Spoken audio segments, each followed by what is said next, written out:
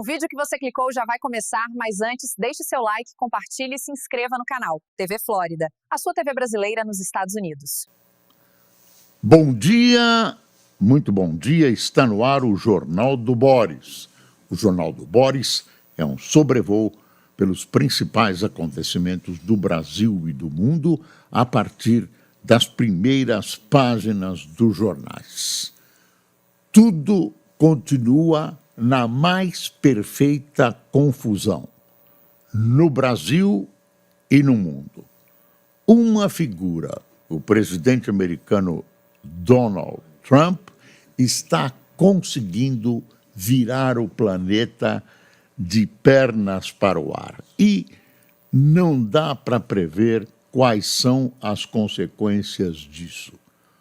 Pode acontecer tudo, inclusive nada. E os Estados Unidos da América do Norte, para quem supostamente o presidente imagina estar trabalhando, pode sair mal dessa aventura de tarifaços do presidente Trump. Aliás, hoje Trump tem um encontro importantíssimo. Ele e o presidente russo Putin se encontram nos Estados Unidos, em território americano, no Alasca, na capital do Alasca, Anchorage, numa base militar enorme dos Estados Unidos. O encontro em território americano entre um presidente da Rússia e o presidente dos Estados Unidos objetiva resolver o problema da Ucrânia, que não está lá. A impressão que se tem é que os dois se reúnem numa tentativa de paz na Ucrânia. Mas não é só paz. Essa paz tem um custo para os ucranianos que foram invadidos pelos russos. Seriam escolhidos territórios ucranianos, fala-se em troca de territórios entre russos e ucranianos. Eu não sei que territórios russos entrariam nessa troca. Possivelmente, que territórios sobrariam para Moscou.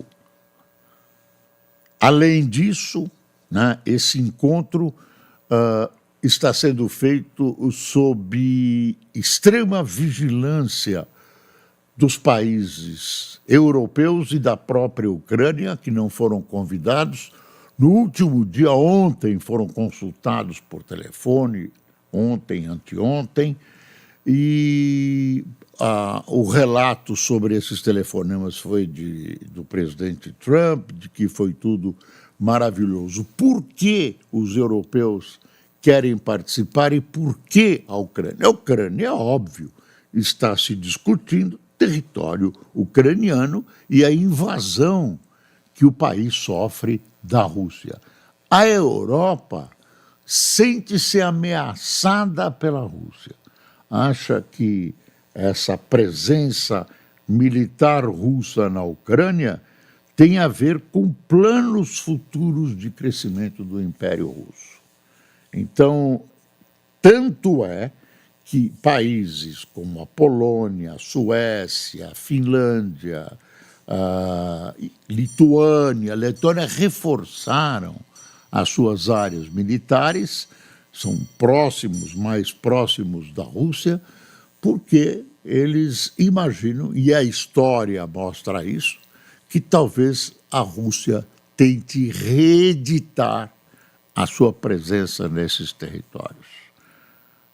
Putin certamente compactua da versão de que o Império Russo é muito maior que a Rússia de hoje, né, que é o maior país do mundo. A Rússia é o maior país do mundo.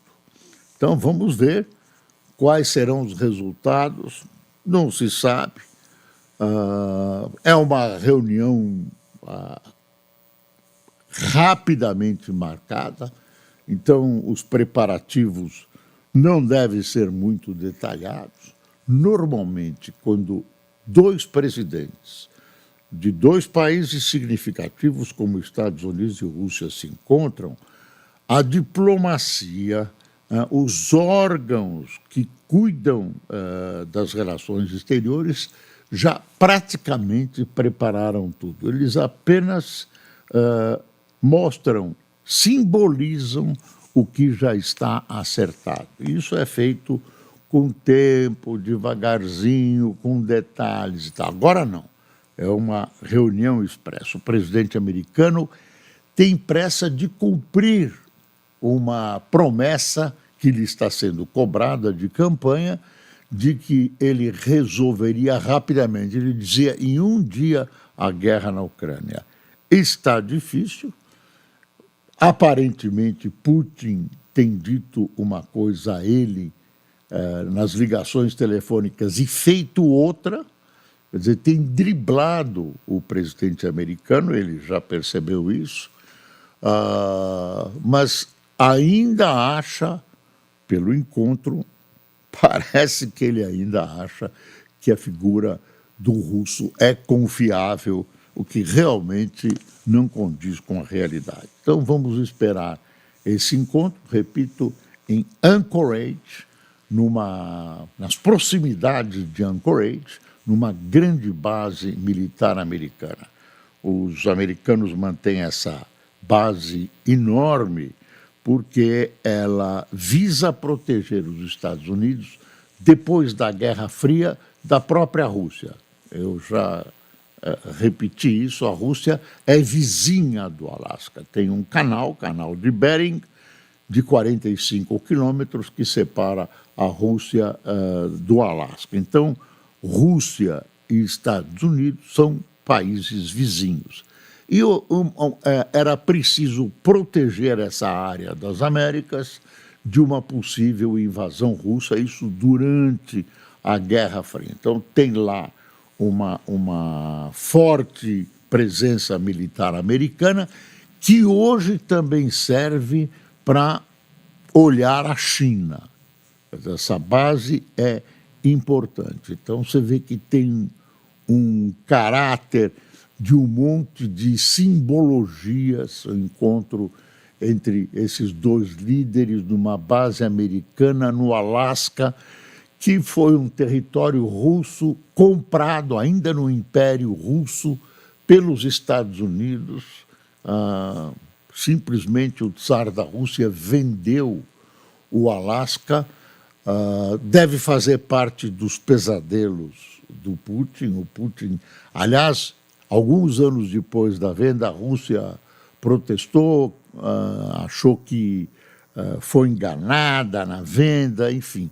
Criou-se um movimento para a tentativa de recolher novamente o Alasca ao território russo, o que não aconteceu nem vai acontecer. Aliás, fala-se até num acordo entre Estados Unidos e Rússia para que a Rússia possa explorar minerais preciosos dentro do Alasca. Eu acho que isso é um boato, porque fica difícil imaginar essa presença russa num território estrategicamente importante dos Estados Unidos. Mas está aí num noticiário. Tem gente que lembrou desse encontro, eu acho que é muito diferente, da reunião de Yalta no fim da Segunda Guerra Mundial.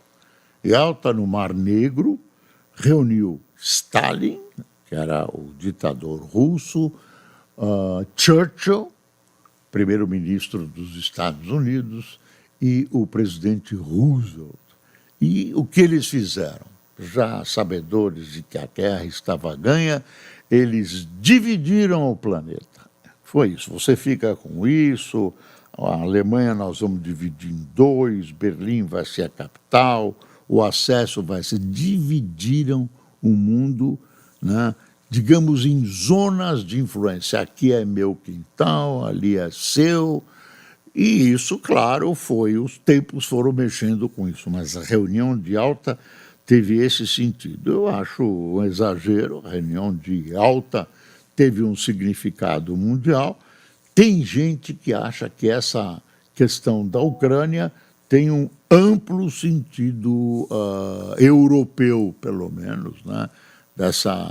Do que se imagina que seja uma ameaça russa ao restante da Europa, especialmente os países próximos ao lado leste da Europa, que são lá Polônia, a República Tcheca, a República, enfim, todos aqueles países, Finlândia, Suécia, Noruega, etc., etc. Bom, vamos ver o que vai acontecer, feita essa divagação sobre esse encontro importantíssimo. Bom, aí falando em presidente Trump, ele voltou a falar do Brasil ontem. Quer dizer, quando ele volta a falar, você tem uma confirmação de que as coisas estão difíceis, se não impossíveis, em termos de negociação entre Brasil e Rússia. Por quê? Os outros países que tiveram ou têm problema com a Rússia estão negociando ou podem negociar porque a questão colocada com os Estados Unidos, não com a Rússia, a questão colocada é meramente comercial, econômica. Taxa para cá, taxa para lá, vantagem aqui, sobe dessa.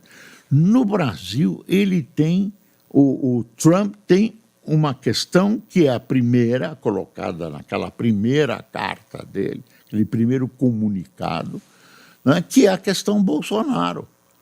Ele usa todo o poder americano para tentar salvaguardar um amigo pessoal, que ele diz que é um homem que ele sabe que é honesto, que ele quer preservar das garras da justiça, garras entre aspas, da justiça brasileira, que está sendo colocada politicamente em ação para destruir Bolsonaro, e ele então coloca isso como uma premissa para a discussão com o Brasil. É esse o fato, é uma premissa.